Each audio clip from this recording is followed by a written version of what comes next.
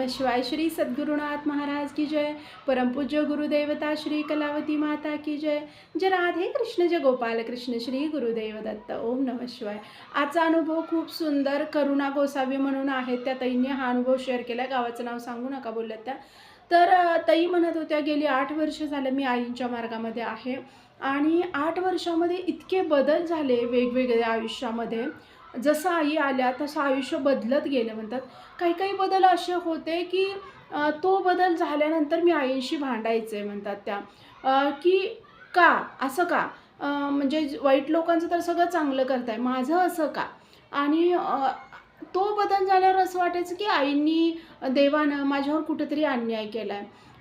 पण एक थोडे महिने गेल्यानंतर आपसूक असं जाणवायचं की अरे हा बदल झाला म्हणून मला आज हा आनंद मिळालाय. सुरुवातीला तो बदल वाईट वाटायचा. म्हणजे काही-काही असे बदल पण व्हायचे, की जे मी अगदी आनंदानं स्वीकारायचे. अरे, आईनी खूप माझ्यावर कृपा केली असं. आणि काही-काही बदल असे व्हायचे, की आईंनी माझ्यावर अन्याय केलाय असं वाटायचं म्हणतात. तर तेवढी कुवत आपल्या बुद्धीची नसते, की आयुष्यात एखादा बदल झाला, अ, सद्गुरू मार्गात आल्यानंतर, सद्गुरू ज्यावेळेला आपल्या आयुष्यात येतात त्यानंतर असा एखादा बदल होतोय, की तो आपल्याला काही क्षण, काही काळ, अ, काही महिने असं वाटतंय, की खूप चुकीचं केलंय आईनी माझ्यासोबत किंवा देवानं माझ्यासोबत अन्यायच केला. पण तो नंतर आपल्यासाठी खूप खूप समाधान देणारा बदल असतोय तो. तर हे ते आपल्या बुद्धीच्या कुवतीच्या बाहेर असतंय. त्यामुळे ते आपल्याला नाही समजत त्यावेळेला. तर त्या म्हणत होत्या 8 वर्षापूर्वी, ज्यावेळेला मला आईंचा काहीच मार्ग माहीत नव्हता म्हणतात. माझं लग्न होऊन 3 वर्ष झालेली होती म्हणतात त्यावेळेला. आणि काही आईंचं माहिती नव्हतं, कुठल्याच गुरूंचं वगैरे असं काही नाही. मग आमच्या घरी म्हणतात, म्हणजे सासरी पण आणि माहेरी पण, म्हणजे असं देवाचं करतात, कुलदेवाला जातात वगैरे. आमचा ज्योतिबा आहे म्हणतात, तर ज्योतिबाला वगैरे जाणं आणि माझ्या माहेरी पण यल्लमा देवी वगैरे असं हे. पण असलं काही गुरु, सद्गुरू वगैरे ह्या काही गोष्टी घरी पण नव्हत्या. माहेरी पण नाही आणि सासरी पण नाही म्हणतात. पण मी ज्यावेळेला जॉब करायला लागले, जॉब करताना खूप वाईट प्रसंग माझ्यासोबत घडला म्हणतात. खूप म्हणजे खूपच वाईट प्रसंग होता तो. आणि म्हणजे मी कुठेतरी चुकेन असं मला कधी वाटलं नव्हतं. पण मी चुकले म्हणतात थोडंसं. आणि मी विश्वास टाकत गेले पुढच्या व्यक्तीवर आणि लग्न झालेलं होतं, तरीसुद्धा माझ्या लक्षात आलं नाही म्हणतात ती गोष्ट. की मी विश्वास टाकत गेले एका एका व्यक्तीवर आणि त्या व्यक्तीनं माझा कुठेतरी गैरफायदा घेतला म्हणतात. आणि चुकीच्या दृष्टीनं त्या व्यक्तीनं माझ्याकडं बघितलं आणि मी मी एक वेगळ्याच ह्याच्यामध्ये, माझ्याच डोक्यात पण तसं काही हे नव्हतं. फक्त आता ना विचार करायला पाहिजे ह्या गोष्टींवर, की काय करायला पाहिजे आपण नक्की. म्हणजे अ, पुढच्या व्यक्तीला, म्हणजे कुठेही आपण काम करत असू, काय करत असू, तर पुढच्या व्यक्तीला आपल्याबद्दल नेमकं काय वाटतंय हे जाणून घेणं खूप जास्त महत्त्वाचं आहे म्हणतात. म्हणजे फ्रेंडशिप तर फक्त फ्रेंडशिप असली पाहिजे, मैत्री तर फक्त मैत्री असली पाहिजे. आपल्या मनात मैत्री आहे, पुढची व्यक्ती दुसऱ्याच दृष्टीनं काहीतरी हे करते, असं असेल तर ते खूप त्रासदायक होतंय. ते माझ्यासाठी ठरलं म्हणतात. आणि मी एकदा 8:30 वाजले असतील म्हणतात रात्रीचे आणि मी त्या व्यक्तीसोबत येत होते म्हणतात. तर त्यावेळेला मला ते जाणवलं, की ही व्यक्ती आपल्याकडं चुकीच्या दृष्टीनं बघते. इतके दिवस तर आपण चांगलं राहतोय, चांगलं हे करतोय आणि तर त्यावेळेला मला काकू भेटलेल्या होत्या म्हणतात.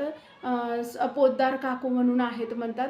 त्या मला भेटलेल्या होत्या आणि रात्रीचं मी येत होते.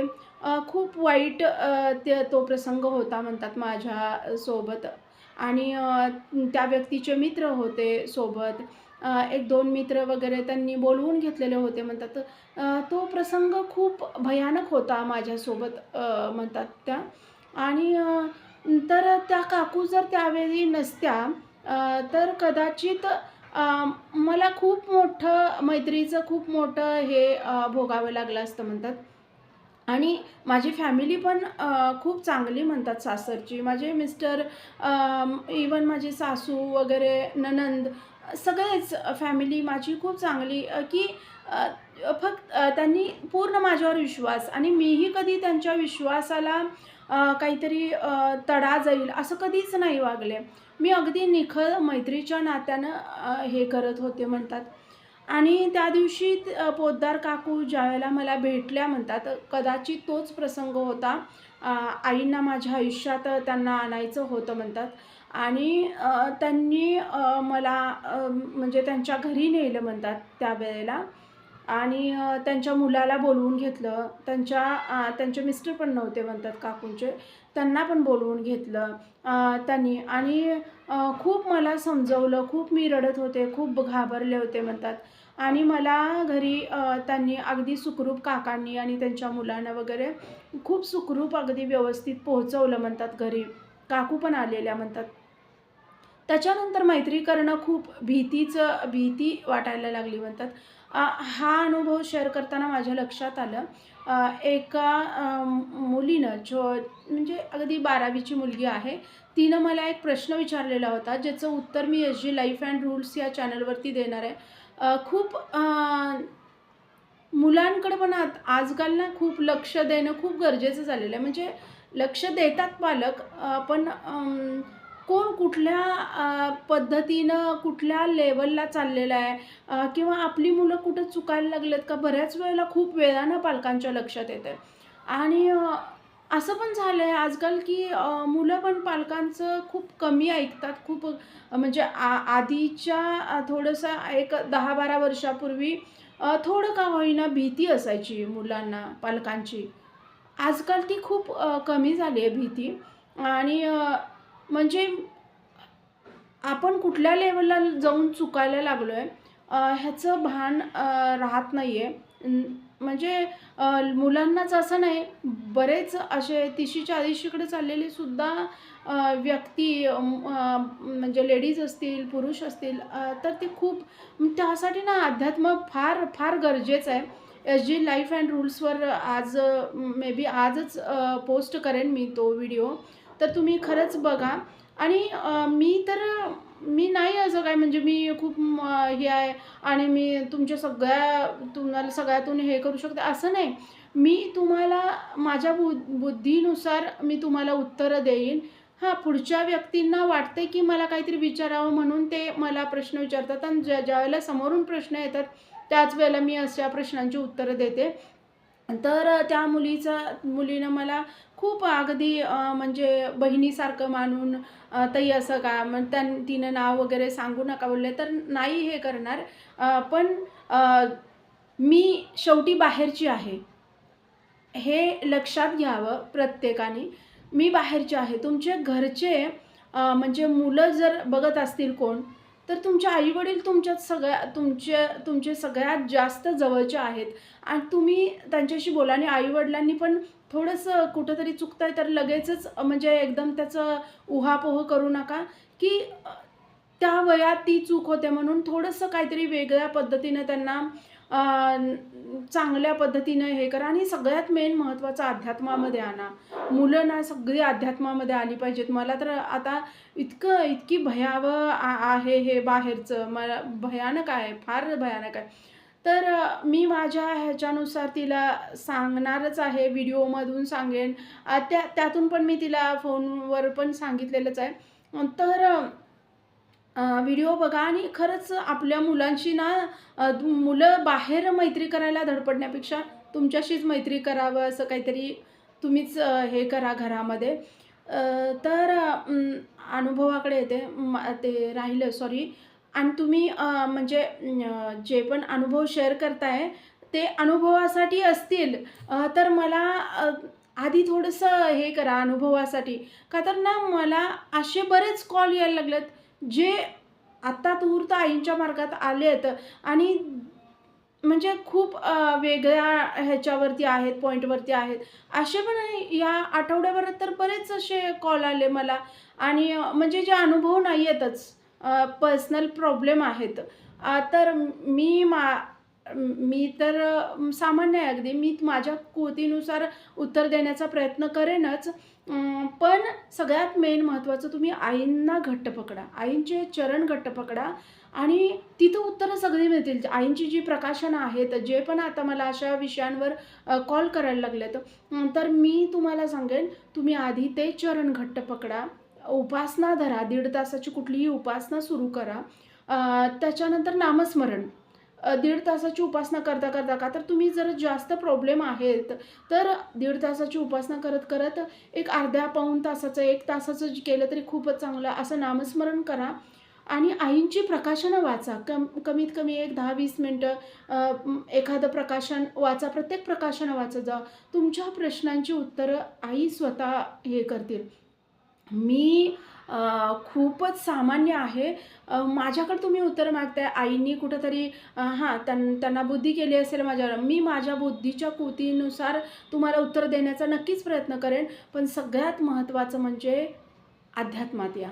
सगळ्यात महत्त्वाचं म्हणजे आईंचे चरण पकडा. सगळ्यात महत्त्वाचं म्हणजे रोजच्या रोज 1.5 तासाची कुठलीही उपासना करा. तुम्ही प्रातःस्मरण करा, सायंस्मरण करा किंवा संध्याकाळची नित्योपासना करा, बालोपासना करा, नामस्मरण वाढवा आणि आईंची प्रकाशनं जेवढी प्रकाशनं आहेत तेवढी वाचायला सुरुवात करा. नक्कीच यातनं आणि तुम्हाला सांगू आईंनी पहिल्या पानावर जे नियम दिलेत, आपण इतकं तर आपण प्रामाणिक नाही आहे किंवा इतकं तर आपण काही संत नाही होऊ शकणार. पण जे आयुष्य आहे ते कुणाला न फसवता किंवा जे आयुष्य आहे ते चांगल्या रीतीनं म्हणजे आपण जगू शकतोय, हे तरी गोष्टी करू शकतोय. त्या पहिल्या पानावरच्या गोष्टी खूप सगळ्याच म्हणजे सगळं तंतोतंत नाही पाळता आल्या, तरी पण 70-80 एवढे टक्के तरी 70-80% तरी आपण त्या गोष्टी पाळायला सुरुवात केली पाहिजे. सुरुवातीला खूप त्रास होईल, पण त्या गोष्टी जर आपण फॉलो करत गेलो, तर त्या गोष्टी अंगवळणी पडतील आणि आपल्याला त्या गोष्टींची सवय होईल. आईनी जी पहिल्या पानावर जे प्रार्थनेचं सामर्थ्य जे दिलं आहे ना, त्याच्यामध्ये आईंनी काय केलं पाहिजे, काय नाही केलं पाहिजे, ह्या गोष्टी ज्या सांगितल्यात ना, त्या गोष्टी खूप महत्त्वाच्या आहेत. नाहीतर नुसती उपासना केली आणि माझ्या मनाला वाटते तसंच मी वागत राहिले किंवा वागत राहिलो, तर खूप भयानक आहे बाहेरची परिस्थिती आणि त्यात मग आपण कुठंतरी असं फसत जाऊ ना, की आयुष्यात त्याच्यानंतर बाहेर पडताना खूप त्रास होतोय मग. खूपच जास्त त्रास होतोय. तर वेळीच हे करा आणि आपली जी मुलं आहेत, अगदी लहानपणापासून मी ना कळकळीनं सांगेन की लहानपणापासून आधी मार्गामध्ये आणा. तुमची ते शाळेतली 4 अक्षरं कमी शिकली तरी चालेल. पण हे जर अगदी जीव ओतून केलं ना, तर सगळ्या गोष्टीतून पार होत जातील. तर ताईंचं खूप हे झालं. एस-जी लाईफवर संध्याकाळी मे बी संध्याकाळीच आजच व्हिडिओ पोस्ट होईल. नाही जरी झाला तरी उद्या तरी नक्की पोस्ट होईल. तुम्ही एस-जी लाईफ अँड रूल्स या चॅनलला पण भेट द्या. तिथले व्हिडिओ आवडले तर लाईक, शेअर आणि सबस्क्राईब करा. तर मी अनुभवाकडे येते. तर ताई मग म्हणत होत्या की त्यांनी मला घरापर्यंत सोडायला आले. माझ्या मिस्टरांनी वगैरे खूप म्हणजे त्यांना म्हणजे अगदी जेवण वगैरे करून आणि म्हणजे माझ्या सासूबाईंनी सुद्धा संशय घेतला नाही. म्हणजे हे पूर्व कुठेतरी आईंचा मार्ग असेल म्हणतात आणि त्याची पुण्याई म्हणून मला असं सासर मिळालेलं होतं म्हणतात. आणि तर म्हणजे सासूबाईंनी असं हे केलं नाही की मग हिचंच काहीतरी असेल की हे वगैरे. त्यांनी मला अगदी आईसारखं हे केलं म्हणतात की असं होतंय, तू नको टेन्शन घेऊ वगैरे. मग माझा तो जॉबच बंद केला गेला. मला इच्छाच नव्हती परत तिथं जॉब वगैरे करायची. मग सासूबाई वगैरे पण हे केलं. पण पोद्दार काकूंशी त्यावेळेला माझ्या फॅमिलीशी खूप चांगली त्यांचं आणि आमचं खूप चांगलं घराचं बॉन्डिंग आमचं खूप चांगलं हे झालं म्हणतात. आणि मग वरचेवर जाणं येणं, मग कळलं की त्या आईंच्या मार्गामधल्या आहेत वगैरे हे समजलं म्हणतात. आणि त्यांनी मला माझ्या सासूबाईंना आईंच्या मार्गामध्ये आणलं. खूप चढ-उतार आले म्हणतात. आईंच्या मार्गात आल्यानंतर खूपशेच म्हणजे बदल झाले, जे खूप मला एक्सेप्ट करणं अवघड होतं. अरे, मी इतका चांगलं काहीतरी करायला लागले. मला असं वाटायचं की अरे, मी इतकं छान करायला लागले, भजन करायला. आणि ना मी आईंच्या मार्गात आल्यानंतर वगैरे ना, खूप छान देवारा वगैरे सजवायला लागले. माझी सासूबाई असं बघत राहायच्या, म्हणायच्या, "अगं, इतका सुंदर सजवलंयस, इतकं सुंदर हे केलेस ना, की नजर लागेल." आणि इतकं मी म्हणजे अगदी मन लावून अगदी सेवा वगैरे करत होते घरात वगैरे. पण ना म्हणतात आजारपण जे होतं, खूप आजारपणं घरी यायला लागली म्हणतात. आणि मग मला असं वाटायचं म्हणतात, की अरे असं का? आणि जी लोकं म्हणजे ना आजूबाजूला 1, 2, 3 फॅमिली होत्या म्हणतात आमच्या अशा, की काहीच नाही घरामध्ये. खूप वाईट वागणं. अशा होत्या फॅमिली म्हणतात शेजारी. तर मी आणि एकदम मस्त मजेत राहायचे अगदी. म्हणजे काय ते पार्ट्या, काय ते हिंडणं, काय ते फिरणं आणि इतका दंगा आणि खूप हसणं, खूप हे करणं. तर असं वाटायचं अरे, ह्यानी किती मस्त लाईफ जगतायत. म्हणजे काहीच नाही. ना त्या घरात संस्कार आहेत, ना त्या घरात कुठं प्रामाणिकपणा आहे, ना त्या घरात काहीच नाहीये.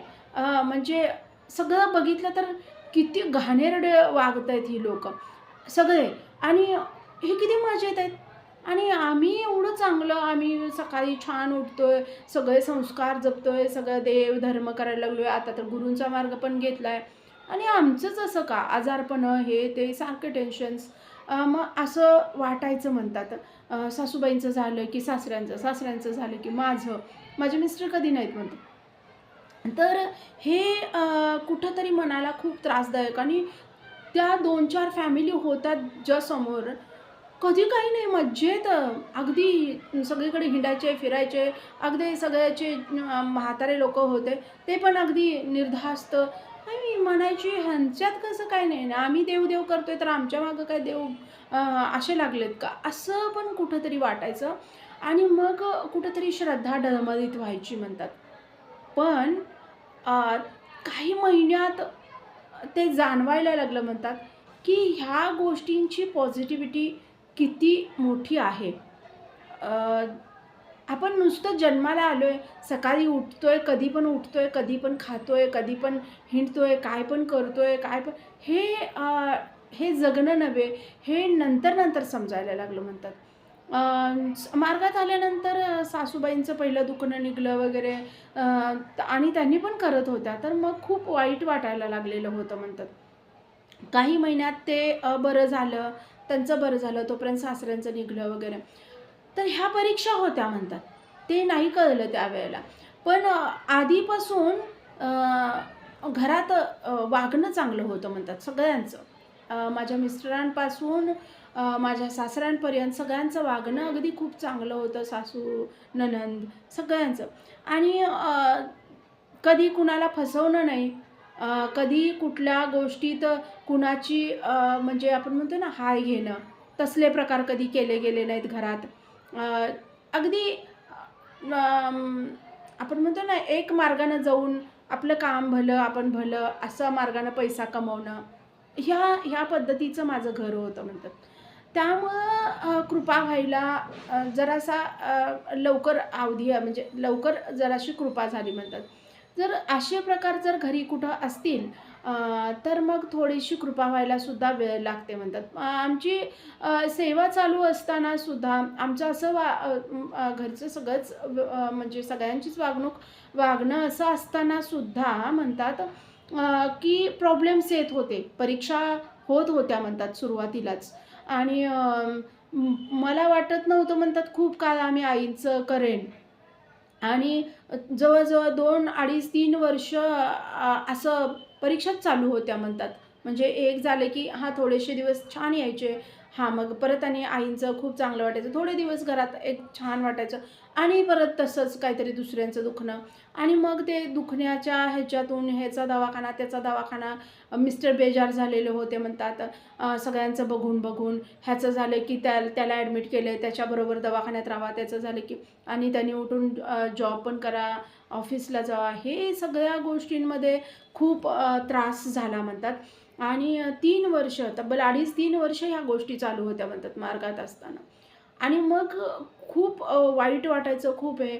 आणि हीच गोष्ट जर कुठल्या गुरुमार्गात असणाऱ्यांबरोबर, आता नवीन मार्गात आलेल्यांबरोबर होत असेल, तर त्या म्हणतात थोडंसं पेशन्स ठेवा.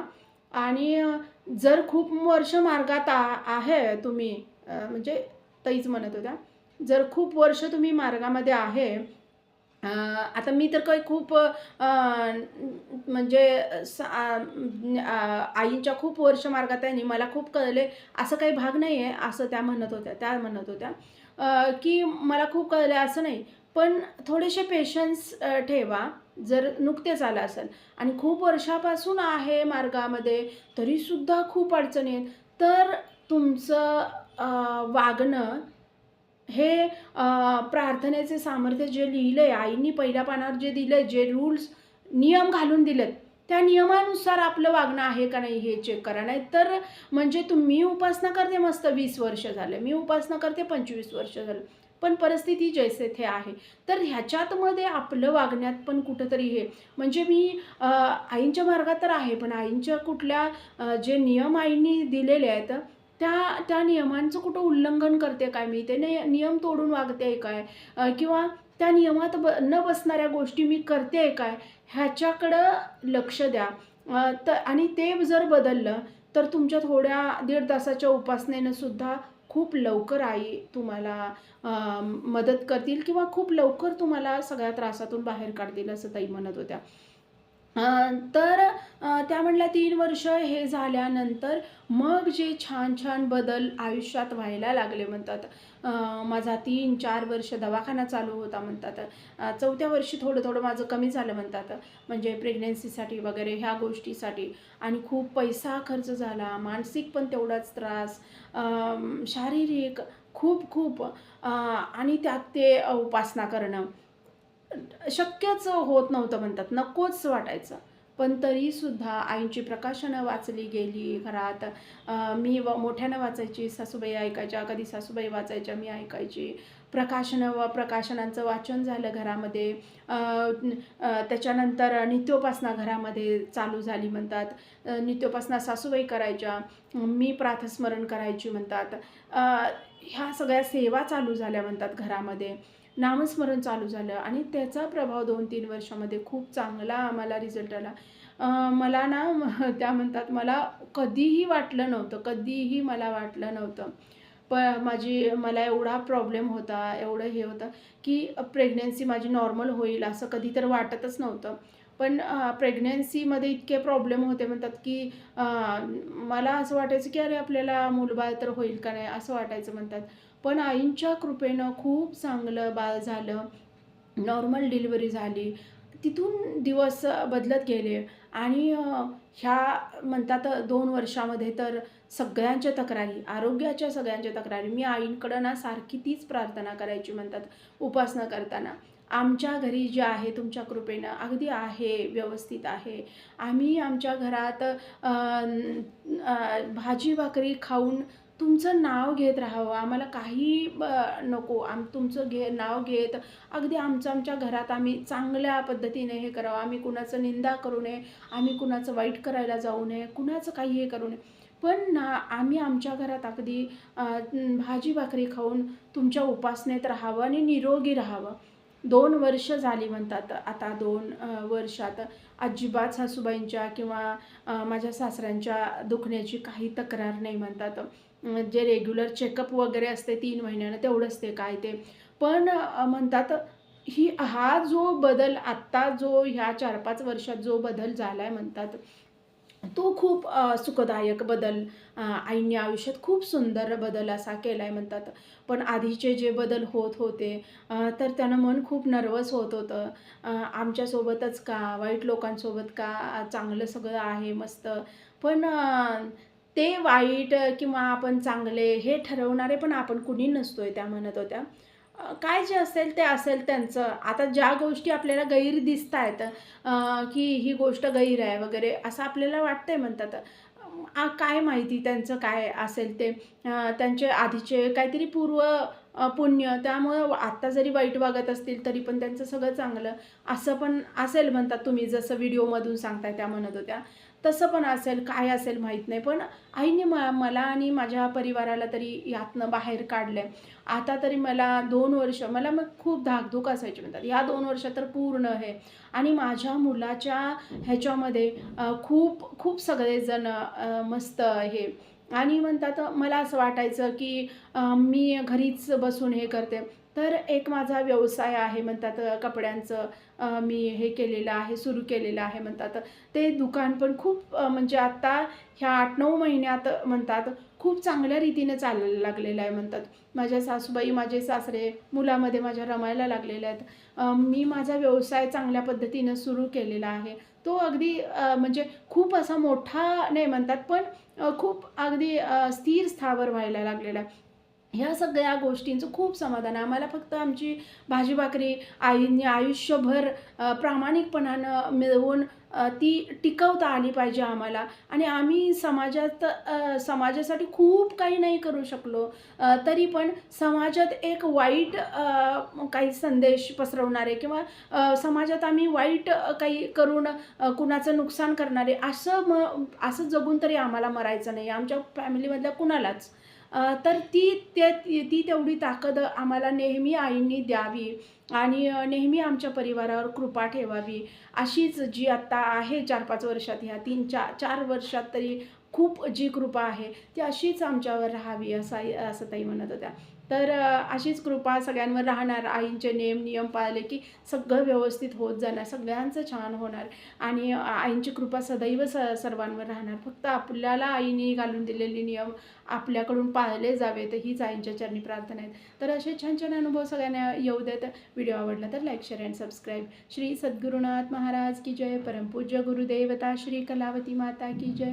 जय राधे कृष्ण, जय गोपाल कृष्ण, श्री गुरुदेव दत्त. ओम नमः शिवाय.